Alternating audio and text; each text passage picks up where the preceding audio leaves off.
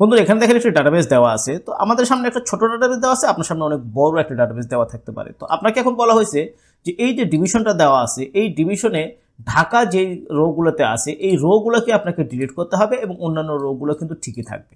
তো সেই জিনিসটা শর্টকাটের মাধ্যমে কীভাবে করবেন চলুন সেটাই দেখি।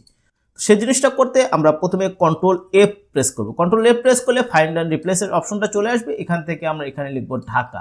ঢাকা লেখার পরে আমরা ফাইন্ড অল দিব। তো ফাইন্ড অল দেওয়ার সাথে এখানে দেখবেন ঢাকা যতগুলো আছে সেই সেলগুলো কিন্তু এখানে চলে আসলো।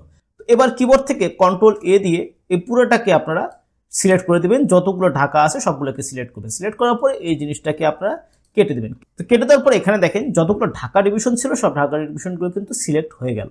তো এবার আপনারা কিবোর্ড থেকে কন্ট্রোল প্লাস মাইনাস বাটনটা প্রেস করবেন। প্রেস করলে এরকম একটা ডায়লগ বক্স চলে আসবে। এই ডায়লগ বক্স থেকে আপনারা এই যে এন্টায়ার রো এই জিনিসটাকে সিলেক্ট করবেন, দেন ওকে দিবেন। ওকে দিলে এখানে দেখেন যতগুলো ছিল ঢাকা ডিভিশন প্রত্যেকটা রোই কিন্তু এখানে ডিলিট হয়ে গেছে। এখানে আর কিন্তু কোনো ঢাকা ডিভিশন নেই। তো শিখে গেলেন সুন্দর একটা কিবোর্ড ট্রিক্স।